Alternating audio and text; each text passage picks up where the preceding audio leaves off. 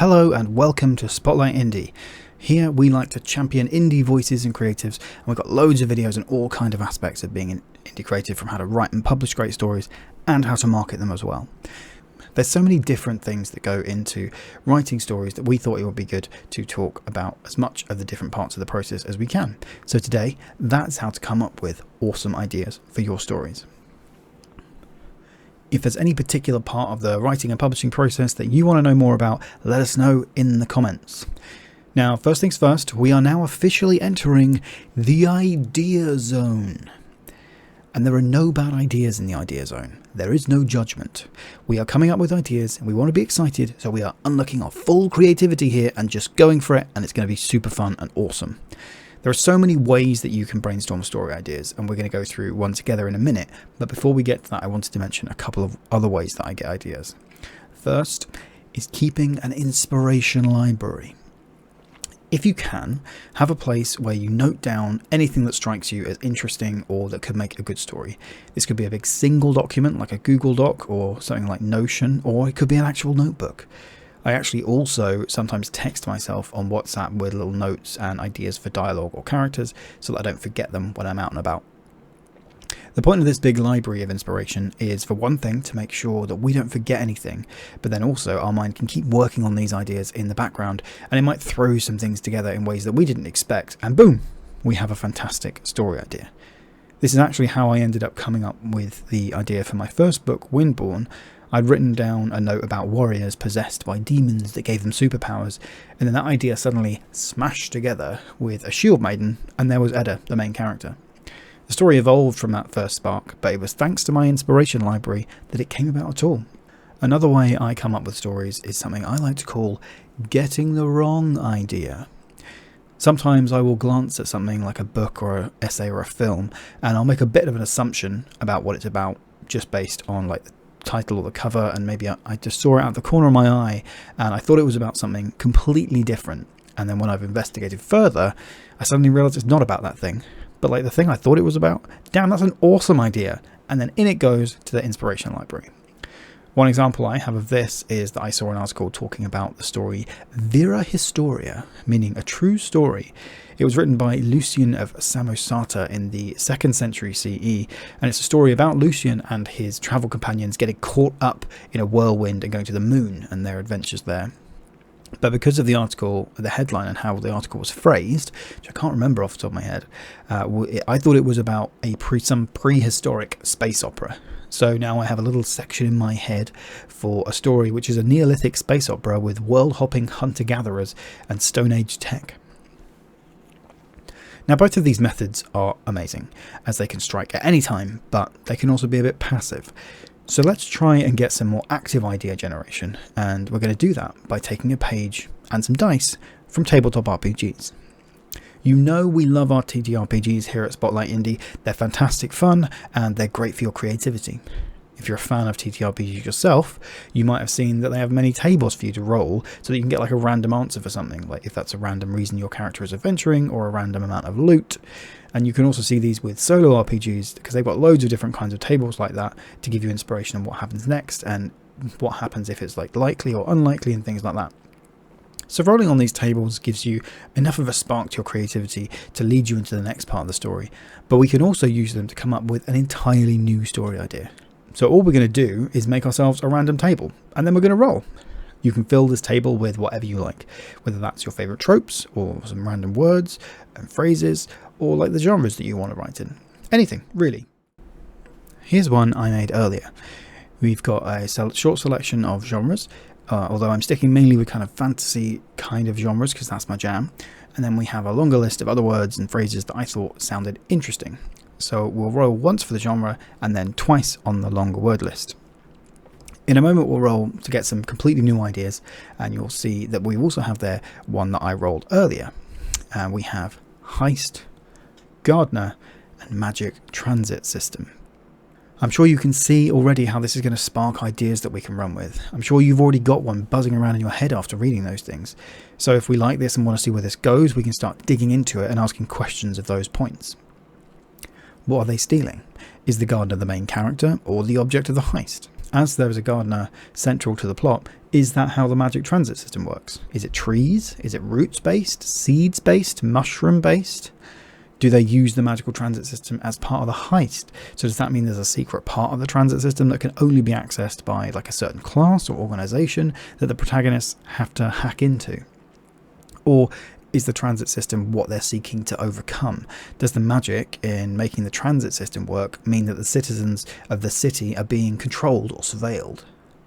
You can see how just taking these three disparate things that had no connection before I rolled the dice, and now they are exploding with story potential. Now, let's roll again together and we'll get another idea to put together and think about what story it could be in real time. Okay, so all I've got here is just a random dice roller that I've got off Google. So we're going to roll the D10 and then we're going to roll a D20 twice. Okay, and number 4, Grimdark, nice.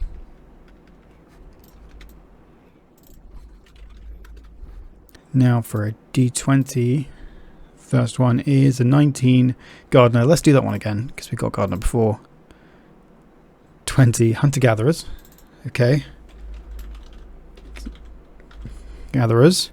I can already see like some of the story ideas sparking around this. I mean, Grimdark and Hunter-Gatherers go together really well. But let's roll again. 7, Barrows. Okay, that actually works really well together. So I'm going to roll these 3 things again and we can see if we can get a bit more disparate things again. Okay, so let's roll the D10. 9, Gas Lamp. Okay, this is something a bit more unusual.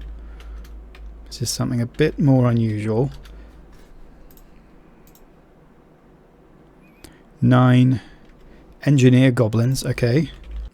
Editing Alex here as I realise that number 9 is in fact not Engineer Goblins but Secret Zoo. So please forgive the fact that I can't read and let's just run with Engineer Goblins. Again, you can just feel these fizzing away. Maybe these goblins are what's making the gas lamp stuff. And then number 1, we've got a rusty chipped spear. Okay, so we've got on like 2 ideas there and one of them is, I mean maybe they're both a bit out there. But we just need to ask questions of what that means. Like we've got Grimdark, Hunter-Gatherers, and Barrows. So, I mean, Hunter-Gatherers is obviously, we're talking way into, well, potentially we could be talking way into prehistory, but maybe we're not. Maybe we're thinking of some, tribes who might live in, the deep jungle or something like that. It's Grimdark, so the tone is going to be really vicious. So maybe there's something in these barrows. Are the barrows that maybe these hunter-gatherers in going to hunt something maybe there's something coming out of the barrows and they don't realize that actually it's not a barrow for their ancestors.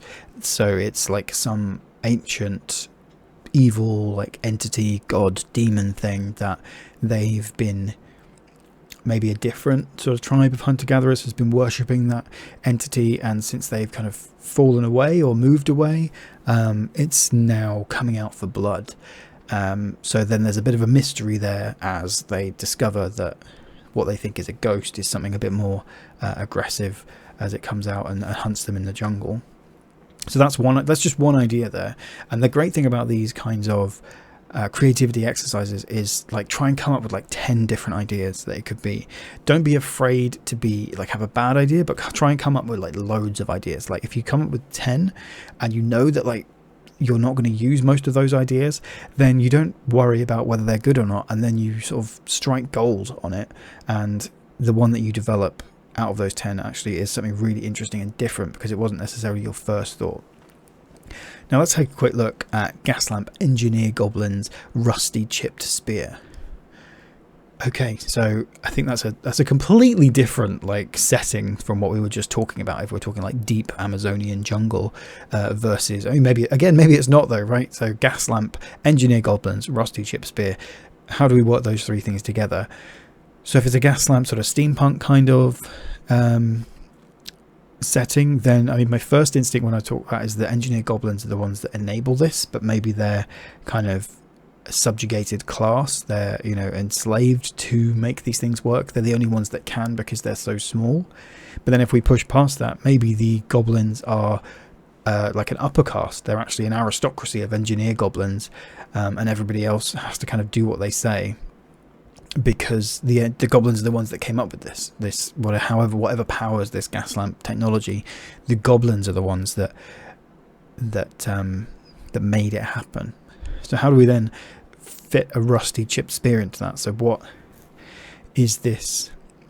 Maybe the engineer goblins, this sort of cast of engineers, is waiting for some kind of prophecy, and they're working towards like making themselves into whatever this prophecy requires. Like maybe that's, well, you know, engineers, because they need to get to like another continent or another planet or the moon, and this rusty chip spear is part of that. So then that could be a gas lamp like quest, going to find this MacGuffin of this spear that's somewhere deep and forgotten, and then once you've got that, you could lead the goblins or overthrow the goblins. You know, that could go either way. If they're this sort of underclass, then you could free them with this rusty chip spear, but then maybe it's the only way to stop them from this unending sort of hunger to build and create and just consume these things that they think need to be made to save everybody, to take them to the moon because of this prophecy. But with this spear, then you can stop them from doing that. I think we've got two really cool ideas there. Those could be some awesome stories, very different in their tones and sort of the directions that they're taking, but you know, you can see the power of this kind of stuff. So feel free to use that table and roll up your own stories and make up your own ideas, or, you know, make your own table, like swap some of the words out, put some new words, new genres, and you'll have an awesome story idea in no time. Maybe you want to fill it with words related to an anthology that has an open call, or like short stories for a themed magazine or something like that. Or if you don't like using this kind of table or don't want to try something different, then there's loads of other tools like this that you can make. I've got these story dice which have symbols on them, and you just roll the dice and then, you know, put something together with the symbols. So like it's got a tent or like a moon and things like that. And then, as I say, there's other TTRPG books, like this is in the Perilous Wilds supplement, and then there's a page that just has rolls about the creature, so a creature that you find. So it says roll a d12 12 times, and then it gives you kind of a d12 3 times, sorry, and it gives you different things, like is it a monster, a beast, or a humanoid, and then sort of within those categories it nails down. So there's loads of different ways you can kind of just spark your creativity like this. And then, you know, once you've got your story idea, the next thing to do is to write it. You can do this, you know, on your own, or we've got regular live sprints that you can come and write along with us and live, or even watch them back. And we've also got a panel on writing better beginnings with J.E. Hannaford, Anna Tizard, Alethea Lyons and Phil Parker. So if you want some advice on how to start, then you can go check that out. This game also is quite similar to the game Exquisite Corpse, which we've talked to you about with Anna Tizard as well, so go check out our chat with her as well. But for now, I will leave you to ponder your amazing story idea. Don't forget to check out the rest of the amazing content here on the channel, and keep an eye out for our big indie weekend that's coming up, which is going to be a weekend full of live panels and write-alongs and just chat, and it's going to be absolutely amazing. And if you want even more content from us, then you can join our Patreon for our exclusive workshops, access to our Discord, and even more. So thank you so much, and we will see you soon for more on Spotlight Indie.